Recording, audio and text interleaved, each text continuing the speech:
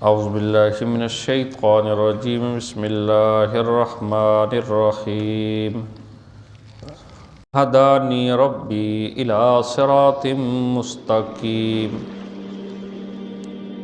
دینا قیما ملت ابراہیم حنیفا وما کان من المشرکین قل ان صلاتي ونسكي ومحياي ومماتي لله رب العالمين لا شريك له وبذلك أمرت وأنا أول المسلمين صدق الله العظيم۔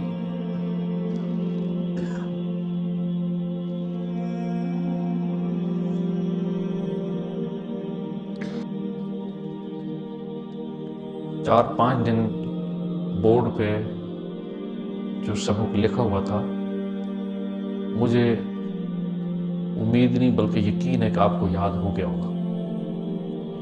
عبادت کی تعریف ہے، ہر وہ تعظیم عبادت ہوگی جس کے پیچھے کتنے عقیدے اور نظریے ہوں، ماشاءاللہ۔ اور میں دعوے سے کہتا ہوں، آپ ہماری اس طرز پہ پڑے ہوئے عالم سے ہٹ کر کسی مفتی صاحب سے بھی پوچھیں گے، اتنی تفصیل اتنی وضاحت کے ساتھ وہ عبادت کی تعریف آپ عالم نہ ہو کر بھی وہ کریں گے، آپ مطمئن نہیں ہوں گے۔ اور اب زبان سے کہہ دیں ذالک فضل اللہ یؤتیہ من یشاء، ذالک فضل اللہ یؤتیہ من یشاء۔ عقیدے کی بات کہیں سے مل جائے اور اس پہ بندہ قرآن حدیث سے دلائل بھی مل جائیں تو یہ اللہ کا فضل ہے، جس کو چاہے عطا کرتا ہے۔ عبادت کی تعریف کہ ہر وہ تعظیم عبادت ہوگی جس کے پیچھے کتنے نظریے ہوں، دو۔ نمبر ایک، جس ذات کی میں عبادت کر رہا ہوں وہ ذات میرے حالات سے واقف ہے۔ نمبر دو، میں جس ذات کی عبادت کر رہا ہوں وہ میرے نفع اور نقصان کا بھی مالک ہے۔ الہ کے لیے ان ہی دو صفتوں کا ہونا ضروری ہے۔ الہ کا من ہو گیا نا معبود، معبود جس کی عبادت کی جائے۔ اب عبادت کس بلا کا نام ہے وہ بتا دیا کہ ہر وہ تعظیم عبادت ہوگی جس کے پیچھے کتنے نظریے ہوں، دو۔ یہ دو نظریے نہ ہوں تو عبادت بنتی نہیں ہے۔ یہ دو نظریے نہ ہوں عبادت نہیں بنتی۔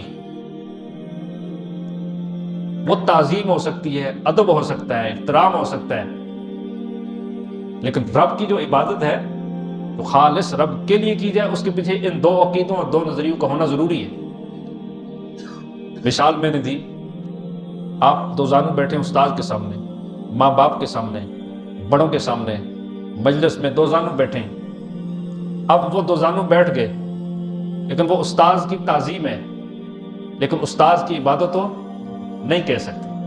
ماں کے سامنے ادب کے ساتھ بیٹھیں، وہ ادب ہوگا لیکن ماں کی عبادت ہو، کیوں؟ اس کے پیچھے وہ دو عقیدے اور دو نظریے تو نہیں ہے۔ اچھا، کوئی بندہ کسی قبر کے پاس جا کر دو زانو بیٹھتا ہے، توجہ ہے جی، کسی بھی قبر کے پاس جا کر دو زانو بیٹھتا ہے اور دو زانو بیٹھ کر ہاتھ اٹھا کے دعا مانگتا ہے اور دعا مانگتے ہوئے کہتا ہے میں آ گیا ہوں تیرے پاس، اب میری ساری مرادیں تو نے پوری کرنی ہیں، اب میں نے مانگنا ہے تو آپ ہی سے مانگنا ہے، اور میں اس وقت تک تیرا در نہیں چھوڑوں گا جب تک تو میری جھولی بھر نہ دے۔ اب یہ ہاتھ اٹھائے ہوئے ہیں، دو زانو بیٹھا ہوا ہے، اب یہ دو زانو بیٹھ کر صاحب قبر کے پاس دعا مانگ رہا ہے، پکار رہا ہے۔ کیا اس کے وہ دو عقیدے اور دو نظریے اس بیٹھنے میں شامل ہیں یا نہیں ہیں؟ شامل نہیں ہیں تو پھر یہ وہ چخیاں وہاں مار کیوں رہا ہے؟ یہ دو عقیدے اور دو نظریے شامل نہ ہو تو بندہ وہاں جائے کیوں؟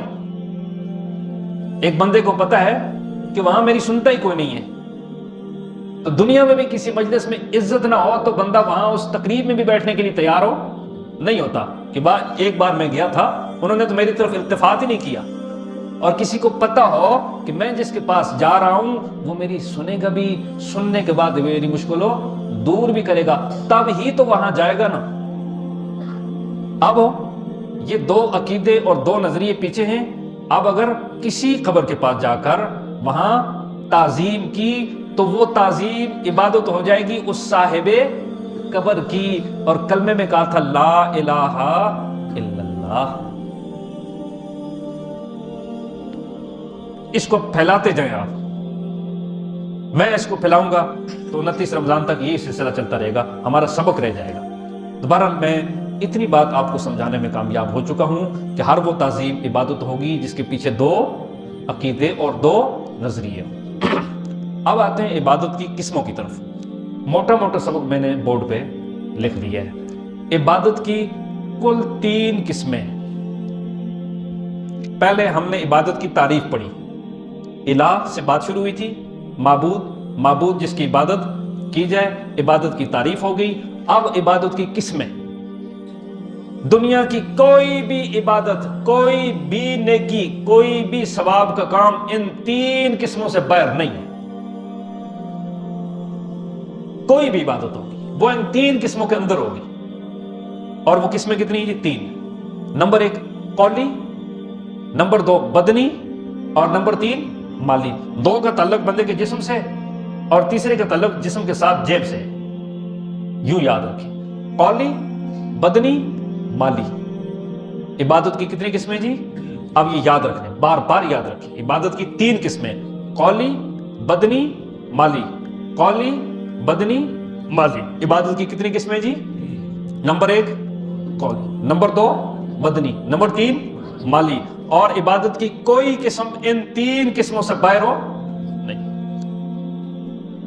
اگر عبادت کی ان 3 قسموں کے اندر تمام عبادات کو بند نہ کریں تو پھر شمار ہی نہیں کر سکتا بندہ۔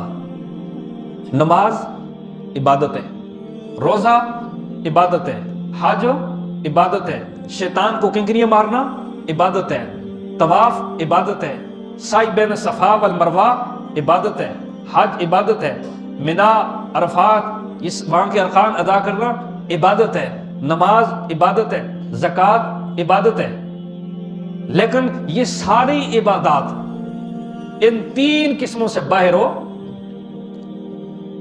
اور تینوں یہ قسمیں عبادت کی تینوں قسمیں حق ہے صرف اور صرف کس کا؟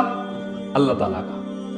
اور اس کے لیے ہمیں دور جانے کی ضرورت نہیں ہے، صرف ترجمہ نماز پہ غور کریں نا تو ہم فیصلہ کر لیں گے کہ باقی تینوں عبادتیں صرف کس کا کہ اللہ کا۔ تشہد میں پڑھتے نا التحیات للہ، التحیات للہ، مولا میری قولی عبادتیں تیرے لیے، التحیات للہ والصلوات للہ، اللہ میری بدنی عبادتیں تیرے لیے، والطیبات للہ، اللہ میری مالی عبادتیں وہ بھی کس کے لیے؟ صرف اور صرف تیرے لیے۔ قولی عبادت زبان سے سبحان اللہ، اللہ اکبر، الحمدللہ رب العالمین، اللہ اکبر، سبحان ربی العظیم، سمع اللہ لمن حمدہ، سبحان ربی الاعلی، ربنا آتنا فی الدنیا حسنہ وفی الآخرۃ حسنہ وقنا عذاب النار، السلام علیکم، لبیک اللہم لبیک، لبیک لا شریک لک لبیک۔ بندہ مشکلات میں پھنس گیا ہے، اب ہاتھ اٹھا کے کہتا ہے یا اللہ مدد، یا اللہ میری نصرت فرما، یا اللہ میری مشکلیں دور فرما۔ یہ ساری عبادت ہے قولی، یہ ساری عبادت کیا ہے؟ قولی۔ اور یہ قولی عبادت بھی حق ہے صرف اور صرف کس کا؟ اللہ کا۔ مشکل آ گئی ہے، اب مشکل وقت میں دیکھتے ہیں کہ یہ اللہ کو پکارتا ہے یا اللہ کے علاوہ مشکلات میں حاجات میں کسی اور کو بھی پکارتا ہے۔ نعرہ لگنا چاہیے تو صرف اور صرف ایک ہی نعرہ، یا اللہ مدد، یا اللہ مدد۔ کیوں کہ ہم نے قرآن نے یہ بات بتائی ہے، حالات میں، مصائب میں، مشکلات میں پکارنا ہے تو صرف اور صرف کس کو؟ اللہ ہی کو پکارنا ہے۔ کیوں؟ یہ پکار عبادت ہے، اور یہ عبادت حق ہے صرف اور صرف کس کا؟ اللہ کا۔ اس قولی عبادت کو ہم کسی اور کے لیے کریں گے تو وہ اس کی عبادت بن جائے گا۔ اور کلمے میں ہم نے کہا تھا لا الہ الا اللہ، اللہ تیرے علاوہ کسی اور کی عبادت ہو نہیں کرے۔ اب قرآن پاک کی سیر ذرا کراتے ہیں، جو میں نے درس کی ابتدا میں پڑھی تھی آیت وہ پڑھیں، صفحہ نمبر 136 کھلا ہوا ہے جی۔ قل، میرے پیارے نبی آپ اعلان کر دیں۔ اعلان نبی پاک صلی اللہ علیہ وسلم سے کروایا جا رہا ہے۔ قل قل قل اننی ہدانی ربی، اننی ہدانی ربی، بے شک مجھے ہدانی ہدایت دی یا راہ دکھائی، ربی میرے رب نے۔ میرے پیارے نبی آپ یہ روزانہ امت کی فلاح کے لیے لوگوں کی رہنمائی کرتے ہیں، تو میرے پیارے نبی ان کو یہ بات سمجھ آ جانی چاہیے کہ آپ اپنی طرف سے کچھ بھی نہیں کہہ رہے۔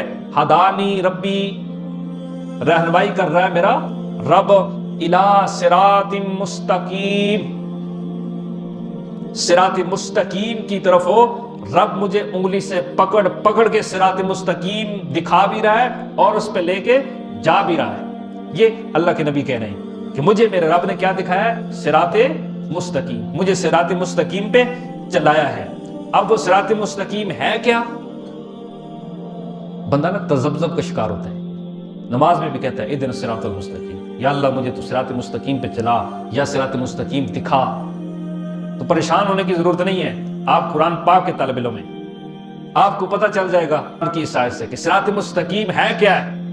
اللہ کے نبی کہتے ہیں مجھے صراط مستقیم دکھا دیا، ہدایت کی، رہنمائی کی صراط مستقیم کی۔ اب یا اللہ وہ صراط مستقیم ہے کیا؟ اگلا جملہ پڑھیں، دینن قیامن، وہ یہ ہے صراط مستقیم، دینن قیامن، دین مضبوط، دین مضبوط، کچا سٹیج نہیں، مضبوط دیوار، ریت کے ٹیلے نہیں، مضبوط پہاڑ جیسے دلائل جن کا کوئی توڑ پیش ہو نہیں کر سکتا۔ جس طرح کل چیلنج کیا نا، ان جعل اللہ علیکم اللیل سرمدا الی یوم القیامہ، چیلنج کیا تو لطف آ گیا نا کہ ہے کوئی کائنات میں رب اگر رات کو اتنا لمبا کرے کہ قیامت تک رات ہو، ہے کوئی ہستی جو رات کو ختم کر کے دن لے کے آ جائے؟ یا اللہ تعالیٰ دن کو اتنا لمبا کرے قیامت تک دن ہو اور رات آنے کا نام ہی نہ لے، تو اللہ کے علاوہ کوئی اور ہے جو اس دن کو کہے معافی دو اور رات لے کے آؤ؟ آخر میں اللہ کہتا ہے یہ کام کرنے والا کوئی نہیں ہے، یہ وَمِن رَحْمَتِهِ جَعَلَ لَكُمُ اللَّيْلَ وَالنَّهَارَ، یہ میری رحمت ہے، میری مہربانی ہے، رات بھی لے کے آتا ہوں اور وقت پہ دن کو بھی لے کے آتا ہوں۔ میری اس صفت میں مخلوق میں کوئی بھی شریک ہو، یہ دلیل ہے نا، وضع ہے۔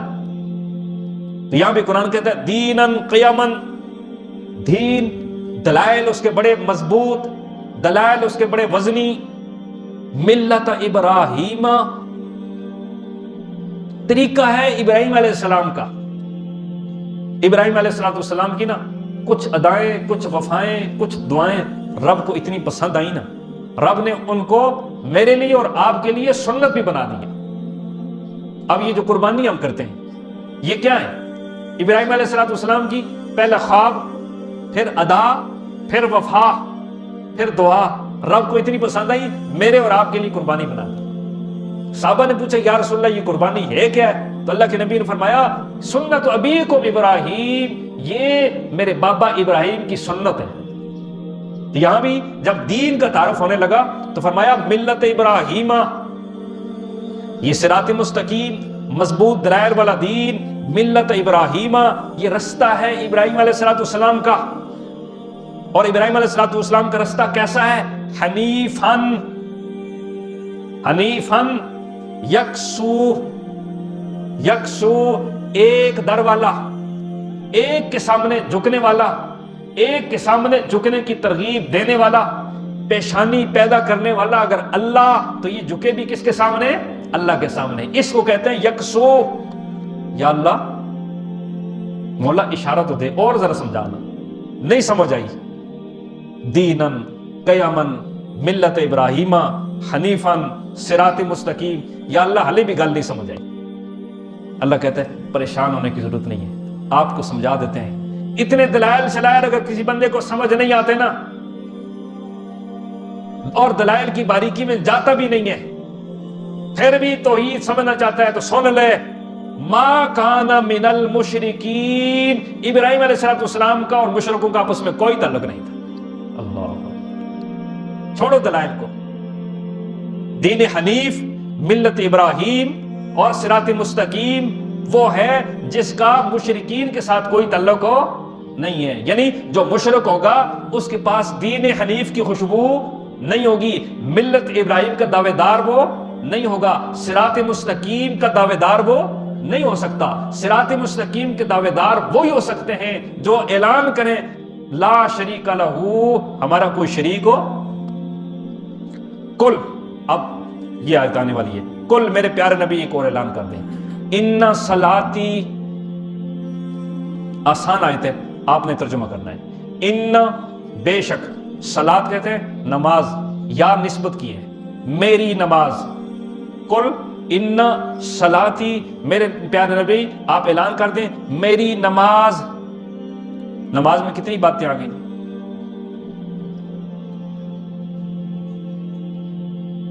جزاک اللہ، نماز میں دو باتیں اکٹھی، اللہ اکبر، سبحانک اللہم و بحمدک، اللہ اکبر، اللہ اکبر، قولی بھی اور بدنی بھی، قولی بھی اور بدنی بھی۔ تو میرے پیارے نبی آپ اعلان کر دیں ان صلاتی، میری نماز یعنی میری قولی اور بدنی عبادتیں، میری قولی عبادت اللہ وہ بھی تیرے لیے، میری بدنی عبادت وہ بھی تیرے لیے، و نسکی، اور قربانی، نسک کہتے ہیں نا قربانی کو، اور میری قربانی، قربانی میں کتنی باتیں آ گئی جی؟ ایک، مالی، تو تینوں عبادتیں جمع ہو گئی نا، قولی عبادت، بدنی عبادت اور مالی عبادت، و محیایا، اور میرا جینا اور میرا دنیا میں زندہ رہنا، اللہ یہ میرا دنیا میں جتنا عرصہ میں زندہ رہوں، یہ زندہ رہوں تو تیرے لیے زندہ رہوں، تیری توحید کا پرچار کروں، تیری توحید کا اعلان کروں، تیری وحدت کا اعلان کروں، تیرا پیغام پہنچانے کے لیے زندہ رہوں، محیایا، اور وہ مماتی، اور میرا ترجمہ اس کا آپ خود کر دیں، میں نہیں کرتا، اور میرا للہ رب العالمین، میرا جینا اور میرا مرنا سب کس کے لیے ہے؟ اللہ کے لیے۔ اور آخر میں پھر اعلان کیا جا رہا ہے لا شریک لہو، لا شریک لہو، اس کا کوئی شریک ہو نہیں ہے۔ تینوں عبادتیں گن دی ہیں، قولی عبادت بھی، بدنی عبادت بھی، مالی عبادت بھی، حق صرف و صرف ہو کس کا؟ اللہ کا۔ لا شریک لہو، ان عبادات میں اس کا کوئی شریک اور سانجھی نہیں ہے۔ وَبِذَالِكَ أُمِرْتُ، مجھے اسی بات کا حکم دیا ہے، وَبِذَالِكَ، اور مجھے اسی ہی بات کا، اُمِرْتُ، امر سے نا، اُمِرْتُ، مجھے حکم دیا ہے تو یہی حکم دیا ہے کہ میں اعلان کروں ان صلاتی و نسکی و محیایا و مماتی للہ رب العالمین، مجھے اس بات کا حکم دیا ہے۔ اور وَأَنَا أَوَّلُ الْمُسْلِمِينَ، اور میں اس امت کا پہلا مسلم ہوں، میں اس امت کا پہلا مسلم ہوں۔ سابقہ انبیاء آتے رہے، رب کی تعلیم دیتے رہے، لیکن اس امت کی ابتدا ظاہر ہے نبی پاک صلی اللہ علیہ وسلم سے ہوئی، تو فرمایا میں اس امت کا پہلا تابع دار ہوں۔